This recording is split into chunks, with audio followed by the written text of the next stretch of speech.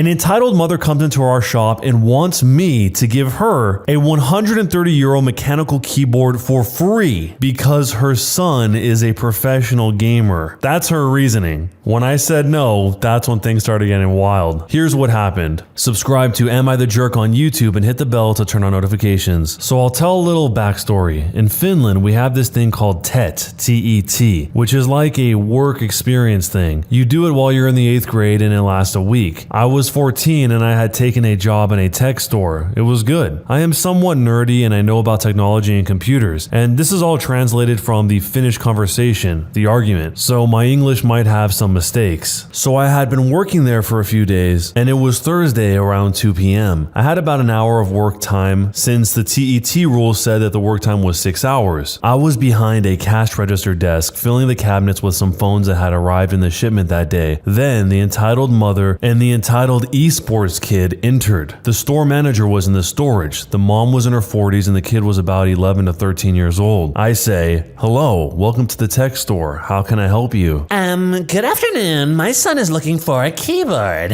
I pointed to my left where the gaming products were and there were mostly Razer products available. The others were sold out and the store didn't have much of the accessories. On that shelf, feel free to look around. Thanks. The entitled mother and the entitled esports kid walked over and I kept on filling the cabinet. I heard some discussion from behind me, but I didn't bother to listen. Sometime later, I was done and I looked over to them. They were looking at the prices and thinking about it. I said, "Need some help?" Yeah, I don't understand the difference between this black Ultimate Chroma and this Ornata Chroma. They look alike. Can you please tell me the difference? The entitled esports kid chimed in and said, Mom, the Black Widow is better. It's mechanical like I told you. I told them, "Your son is right. The difference is that the Black Widow is mechanical and has a faster response time than the Ornata, which is mechanical. The Black Widow was also more expensive, but that is logical since it was mechanical." The entitled mother looked over to the entitled kid who was then smiling.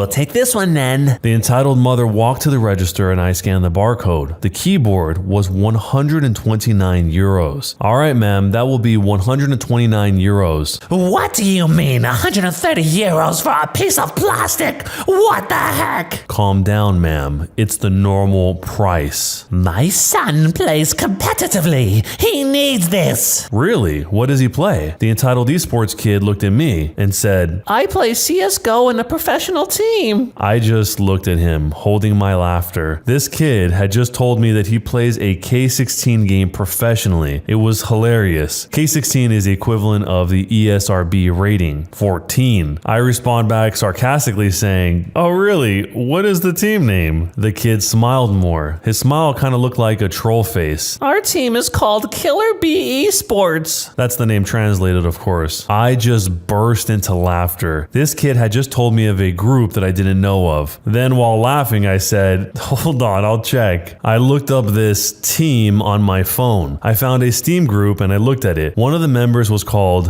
Gay Swede Wiener 69. I was laughing so hard because the kid was so serious about being professional. I'm sorry, kid, but this gaming group is far from professional. Even if you were professionals, I couldn't give you this keyboard for free since you aren't sponsored by us. This store was a part of a chain. The mom was looking at me very angry, and then she said, And what exactly are you laughing at? He is a professional gamer. He is good. I have watched him play. We need to get this for free. You are so rude, young man. "Yeah, I'm sorry, but he's not a professional. I see no awards or anything to reference any sort of esports activity." The entitled esports kid said, I used to play for the 3D Max Juniors. "That doesn't exist and isn't even Finnish." I just laughed even harder. I couldn't help it. This kid was so bad at lying. Are you kidding me? Look at you. You're not old enough to play CSGO. Not professionally. He's underage. That's your best argument. How old are you? I'm 14. You are 14 and you call my son underage?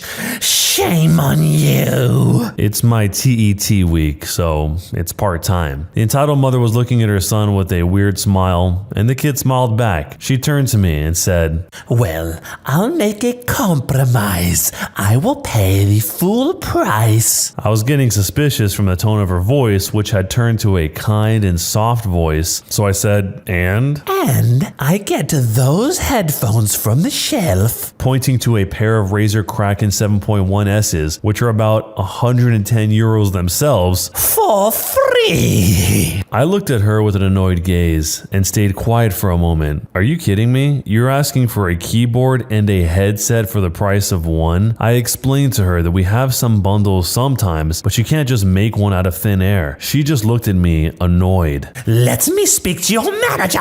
Okay. I point to the security cameras and say, don't think of trying to leave. You have the cameras watching you. I walk into the warehouse and I call for the store manager, Pekka, to come and help me with a customer. Surprisingly, the entitled mother and the esports entitled kid hadn't left. Hello, ma'am. I'm Pekka. What seems to be the problem? Your part-time employee is rude to me and makes fun of my son. That's not entirely true. She claimed her son is a professional gamer in a team and they are trying to get the equipment for free. Ma'am, is this true?